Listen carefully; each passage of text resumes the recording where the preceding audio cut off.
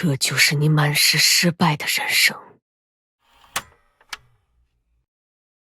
而这就是今时今日支撑你心灵的最重要的记忆。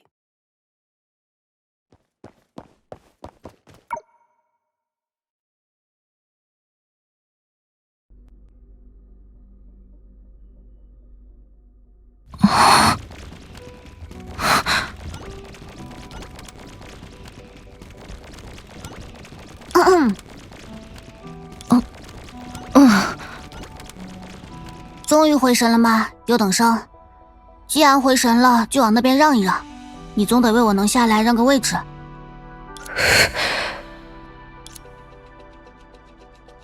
哎呦，你为什么在这里？为什么你反而这么震惊？该问这个问题的是我吧？因为你站在这里发呆，我可是不得不被困在上面，打通了2个超级冗长的养成关卡呀。奇怪。现在是2022年3月13日上午，我们作为火星探索选拔赛的唯二优胜者，正在前往月球接受训练。回忆起来了吗？别把我当傻瓜，我的记忆力测试结果还不错。不对，我不是为这个。看来你想起来了。刚才你的样子就像突然掉进了异空间的游戏主角。这样的角色面前不是总要有个睁眼导师之类的？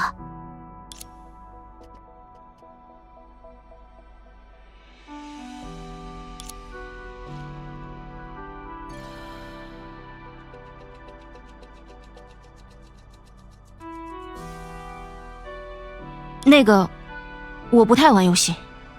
你忘了他吧。好了，一板一眼的赫利亚同学，把我拦在立柜上，应该不是你行动计划中的一环，还是你有话要对我说？是克拉里，所有赫利亚最珍贵的回忆，都是克拉里。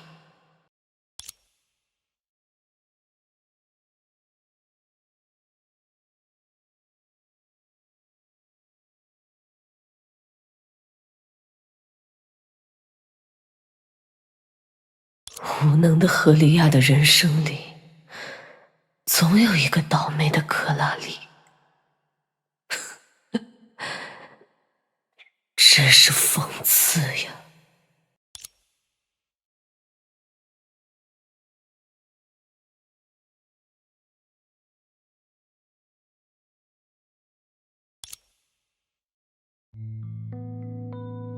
好吧，你确实有话要说。显而易见，你没想好。我只是觉得，我们不该维持这种状态。你的想法显然和老师们一致，不然瓦尔特先生也不会指定我们俩搭上同一班慢速观景飞船了。大概是希望我们在独处的这7、8天时间内搞好关系吧。那你怎么想呢？长远来看，火星探索会是一项漫长的工程，之后我们也会一直搭档。如果维持在选拔赛里的状态，会有很多人为我们担心。如果是只为任何一件小事，你都随时随地会跳出来和我唱反调，于是我们展开辩论，并毫无疑问会上升到争执的情况，那确实没法让人放心。难道我说的不是事实吗？我们俩的思维方式无法兼容，从认识到现在为止还没好好说过一句话。这些天以来的争执使我们都对彼此多少带着点偏见。所以你也不需要勉强自己来找我说话，我们完全可以先冷静下来再谈这件事。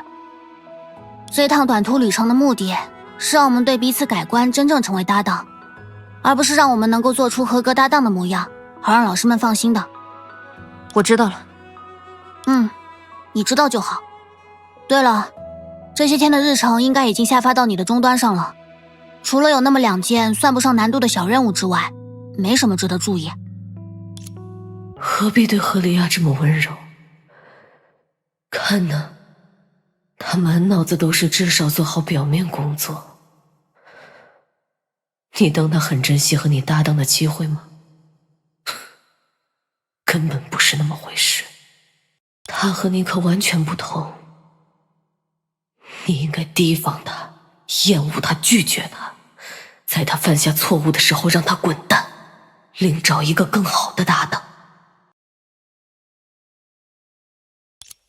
还有，还有什么事吗？太空航行中没有日夜，除了闹钟，没什么能提醒我们时间的东西。不论如何，饭点的时候都到。哦，就这里吧，到这里露个面，或者留下点痕迹，就像是“喂，我还活着”这个意思。那是什么形容？我记下了。你还在担心他？担心一个随时随地惹你不快的死脑筋？喂，我还活着。先在飞船上转一转吧，我也需要一点独处思考的时间。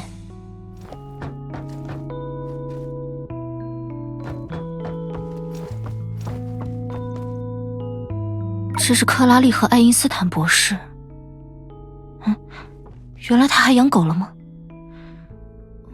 没有经过同意，还是不要乱动了。听说这一次去月球基地能够见到厉害的前辈们，不知道幽兰戴尔前辈会不会……也不会有那么巧的事情吧？爸爸妈妈，我就要到月亮上去了，真是个不可思议的体验。等我回去再说给你们听吧。他还真是喜欢这些，就连外出训练也带在身边。没有经过同意，还是不要乱动了。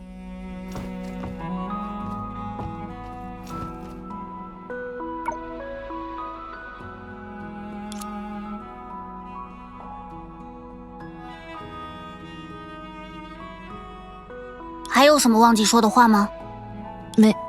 没有了。工作顺利。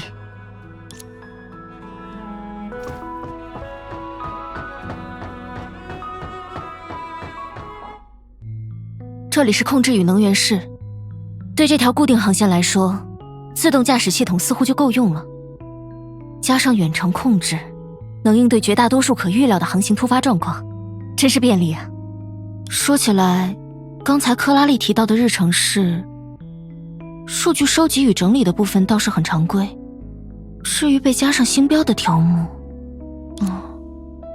，2022年3月16日20点前后需关注偶发流星轨迹监测数据，在必要时手动提高或降低航行速度，打开立场盾及热能回充增量器。以前只在地外航行课程上模拟操作过，实际使用还是第一次。为这一项日程定个提前1小时的闹钟吧，到时候可不能出错。这样就没问题了。接下来去资料室看一看吧。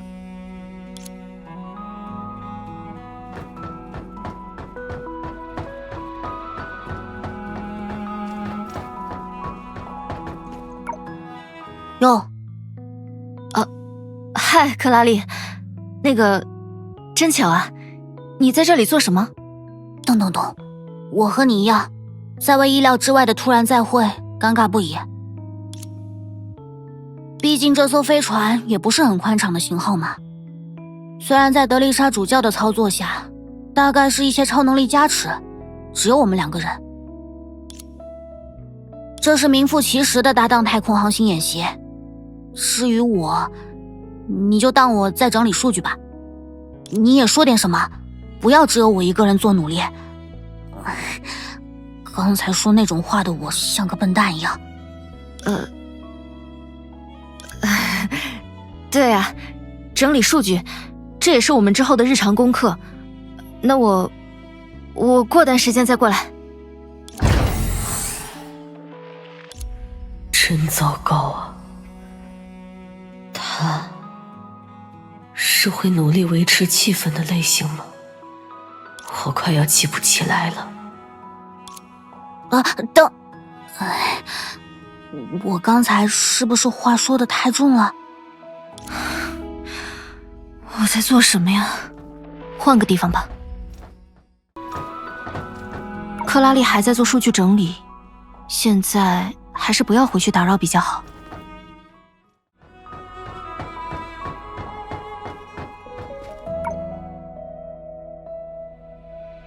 不管怎么说，我也不应该直接逃跑，至少也在努力搭几句话吧。或者完全可以主动提出帮忙，就算是提议把代办事项分一分也好。我们之间的相处有这么尴尬吗？记忆里也一直在吵嘴就是了。我可没法认同那种省略所有过程，在解字之后直接写答案的做法。这一次，如果他没有说后一句，我一定会和他吵起来。越过所有步骤的天才，这次填出的答案是要成为真正的搭档了。虽然不知道要怎么做，刚才那样一定是不行的。现在想想，怎么会有人往立柜顶上窜呢？真搞不懂。不过，下次碰面的时候，就用这个做话题吧。当然，他也有说的不对的地方，我对他没有偏见，相反，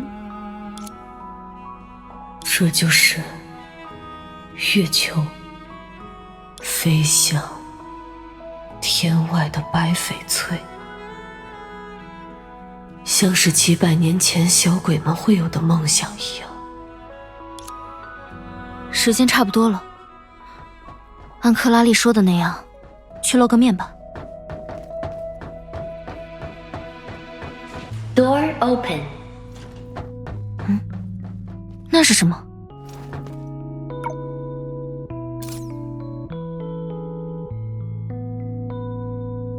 书签，应该是先前搭乘航班的乘客落下的，拍得真好看。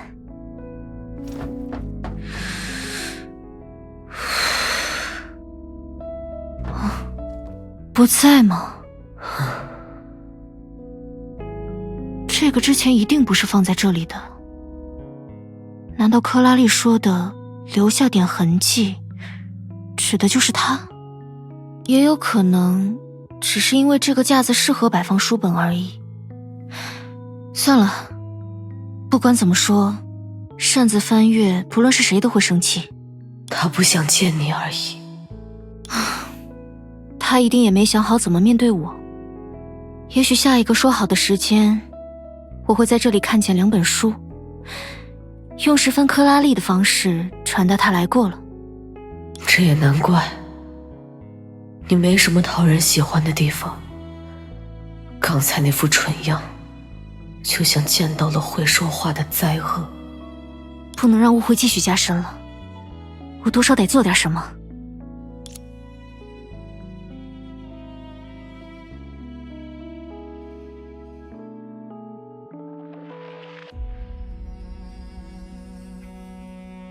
对了，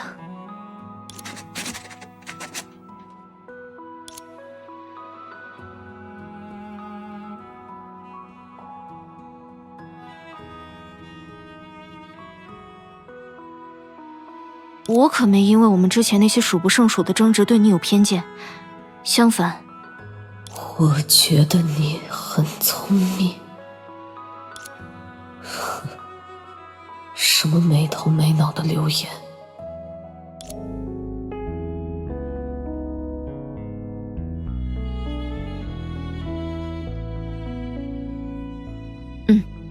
照这个趋势，监测中的流星会在3天后与我们的航道交叉，在保持安全距离的情况下，与我们错肩而过。最大亮度预计为-8.1等，是北极星的10000倍，一定是非常难得的景色。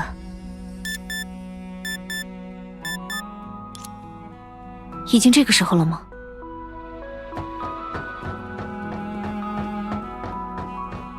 果然不在啊。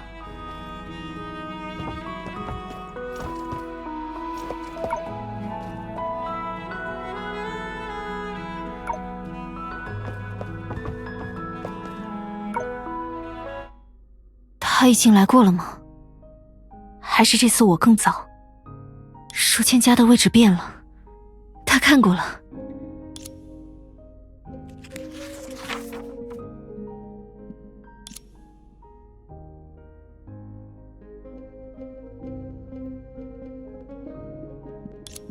我觉得你是笨蛋。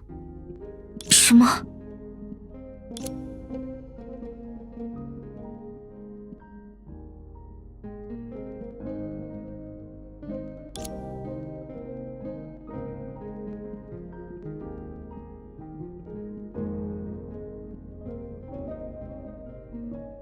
也不用这么说吧。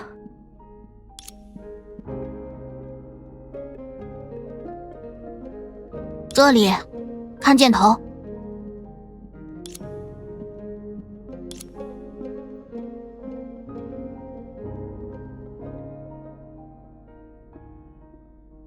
努力执着又认死理，我不讨厌你这样的笨蛋。我好像发现了一种最适合我们两个人坦诚心意的方式。7天，21张荷叶，我有预感，他们会成为我最宝贵回忆里的一部分。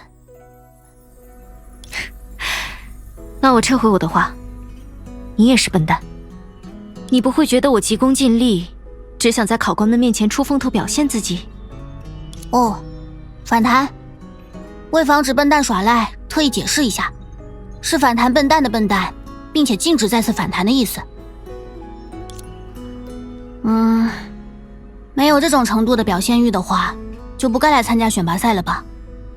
我也不是不能理解你想罗列所有得分点的行为，我只是不喜欢被限定的解题方式。如果连考评都是公式套题的话，这个计划一定很没意思，不加入也罢。哪有这么不讲道理的？我都快要不认识笨蛋这2个字了。那是不是说明你也有意想要表现自己有更高效的思路和方法？原来天才也会渴望认同啊，还真是意外的令人觉得普通亲切。如果让我来打出一个评价的话，那就是很克拉丽吧。说明笨蛋脱敏良好。退一万步来说，做个笨蛋又不是什么坏事。2个人在同一艘飞船上，还是通讯方式没有被禁用的前提下，使用这种最原始的手段交流，这难道还不是笨蛋吗？叮咚，恭喜你输入了加分台词。克拉丽就是克拉丽，不普通也不天才，我喜欢这个评价。我不是那个意思。起初我觉得我们很不一样，现在我也这么觉得。只是我发现，我或许能够理解你，你也或许能理解我。其实我听到你说我们要做真正的搭档，而不是流于表面的时候，我非常开心。可能一开始我只是一门心思想要被选中，现在我开始期待和你一起解开难题和应对考验的日子了。让我见识一下非常规的思路吧。哦呼，这就有说大话的嫌疑了，优等生笨蛋。就当我是不想承担表面搭档的风险和隐患吧。等等，你是不是隐晦的把出主意的工作都推给了我？从我们擅长的方向上看，这未尝不是个好办法。而且有你这样的毅力和诚意的话，就算点子行不通，也能打打人情牌，兴许就成功了呢。这么快就在为自己留后路了？你是不是也觉得我们很合适做搭档？打住！我承认我们的分歧也可以是我们的互补之处，但我没有在为自己挽回尊严。我和你互补。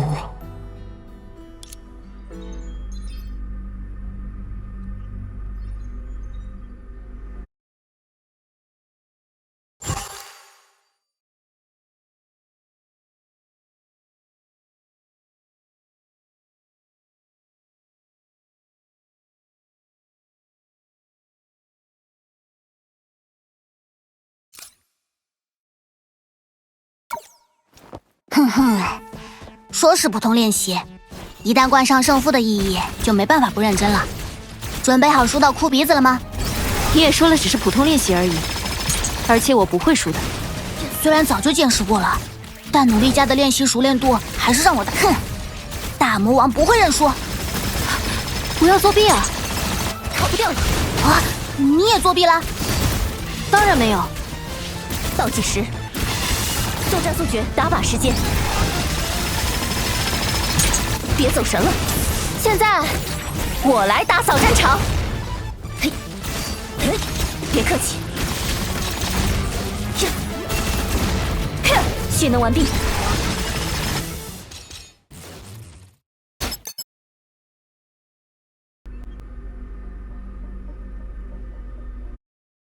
唉，想不到这样还是让你赢了。我也没想到你这么厉害，就是让比分翻倍的那个作弊行为，实在非常……那是战术。哼哼，你没想到的事情还多得很。以后的日子里再慢慢见识吧。虽然这里我应该生气的，不过这次就算了吧。我也很期待。哦吼，因为赢了所以就算了。克拉丽，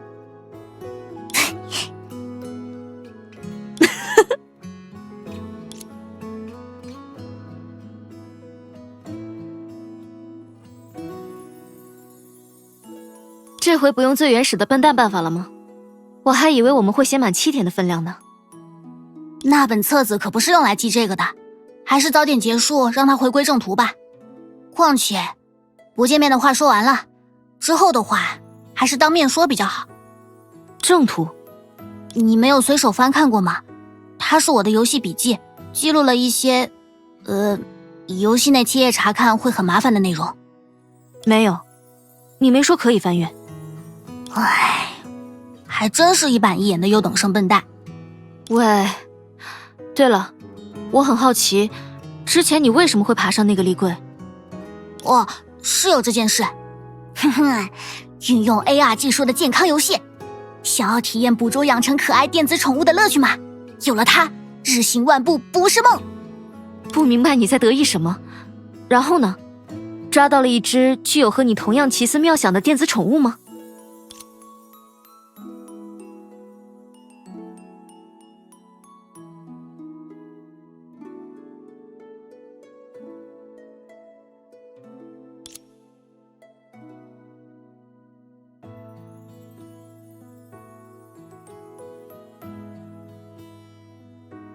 很遗憾没有，恰恰相反，那是个奇怪的家伙。他的养成目标和成长线完全不同，按照玩家论坛里的数据，两者简直背道而驰。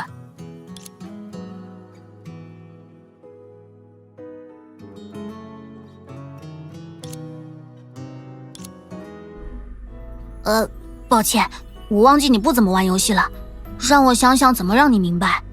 兔子梦想做棕熊，陨石梦想成为月亮。看不出你还挺有想象力，不过依赖固定城市行动的游戏角色没有梦想这么高级的意志，只是没有人为这只兔子找到过它的萝卜而已。它的萝卜？萝卜，这么说就能理解了吧？玉米和苹果都能填饱它的肚子，但对它来说无法提供足够的营养价值，它没法靠吃它们长大，更别提长成想象中厉害的样子了。所以抓到它的玩家大多数选择放弃培养，或者在尝试过后再放弃培养，这也是没办法的事。玩家们猜测，当前版本根本没有萝卜的存在。不能成长的兔子，真可悲啊。那是不是意味着，你为抓到它付出的努力，喂食的玉米和苹果都算是白费了？我没这么说，我认为萝卜一定存在，如果不存在，那就是游戏设计失误，早晚有个版本会修复它。而且，你刚才是不是说了梦想？我只是……你不是说游戏角色没有那种意志吗？我改主意了，克利亚，我要告诉你一个秘密。这个秘密是我1分钟前发现的，也算是和你一起发现的，所以我把它告诉你。我觉得你说的没错，梦想就和游戏角色的养成目标一样，就像设计者不会赋予角色一个不存在的上限评级。人类也绝不可能拥有不能实现的梦想。我们的小赫利亚这么厉害，什么都能做到。什么都能做到。啊，等一等，这次是特殊情况，我有不接受反驳的理由。就当我是大魔王，马上路过的流星作证，和大魔王唱反调的话就会被吃掉。好吧，克拉丽大魔王，这次是特殊情况，我也有必须维护大魔王的理由。没有人可以跟大魔王唱反调，不然大魔王会把他吃掉。吼吼吼！他在说什么？克拉丽是那么一个天真的笨蛋吗？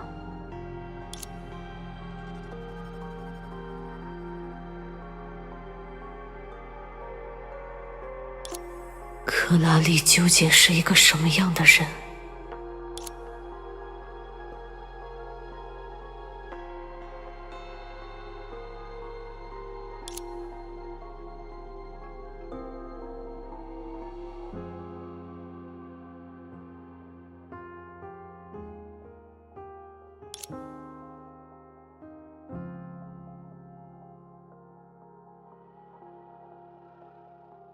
我不知道。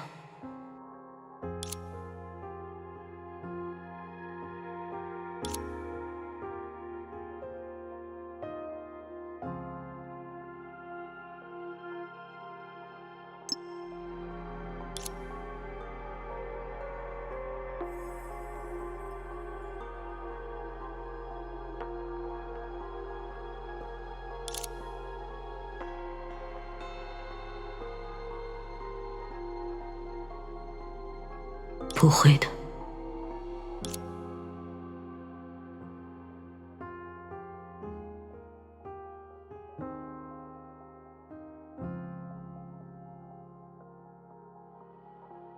克拉丽是强大的战士，是人尽皆知的超级士兵。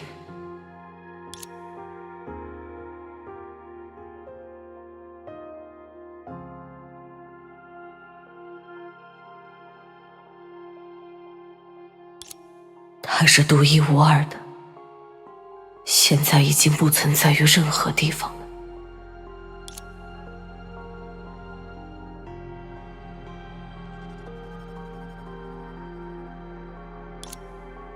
不，这不是他。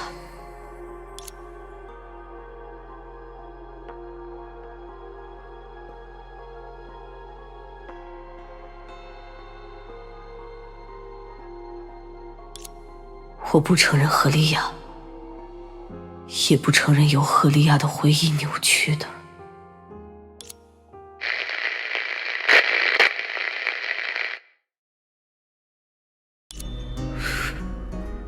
对了，不是正好有一颗要与你们擦肩而过的流星吗？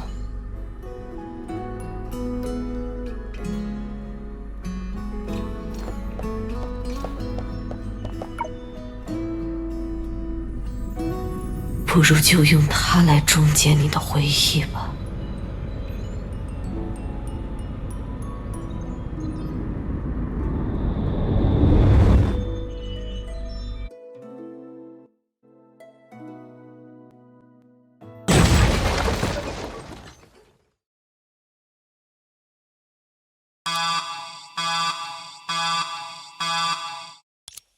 立场盾打开，防护充能系统运作正常。有效屏蔽概率98.5%。了解。热能回充增量器运作启动，涵养转化系统续航稳定，剩下的1.5%，哼，我就说这一趟返程之后，修伯利安11号要做一次大检修吧。这是哪里？怎么回事？这不是刚才那段回忆的后续。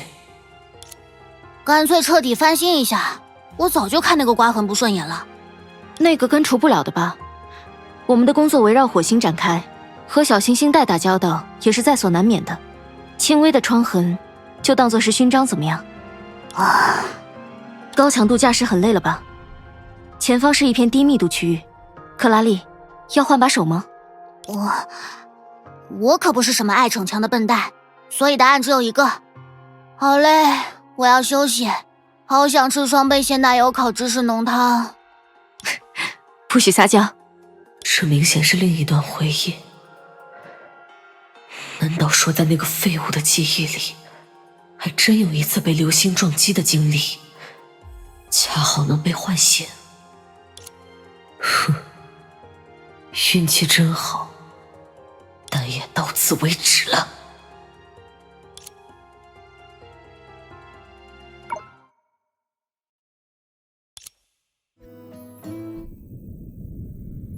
唉，克拉里，不干了，不干了！我是为写论文才掺和进这个计划的，没有为这连命都丢了的打算。我加入作战不过是为了混口饭吃，走了不也挺好？省得你们看着我游手好闲，浪费补给。你想要继续任务就继续吧，备用救生船我开走了。这一次，我要去做以前从未想过的事情。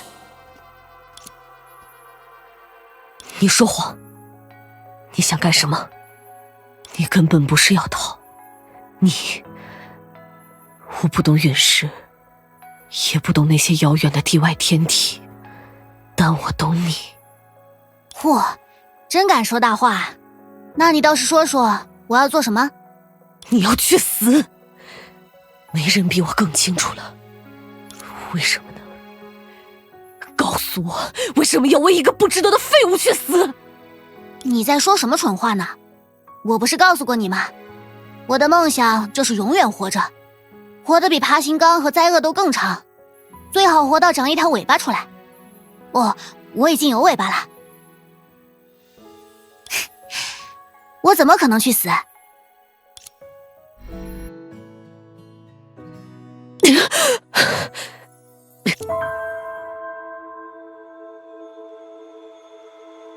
我搞错了一件事，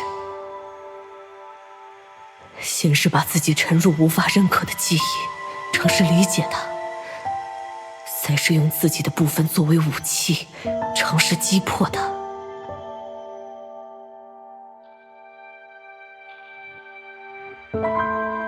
互斥的个体，不论从思想还是行为上都无法相容。正因如此，我才会在你的记忆中备受煎熬。不，这不算什么。即使没能击碎你最珍贵的回忆，你也依然无法逃脱。与之相对的，我的记忆将成为对你而言最痛苦的无间囚牢。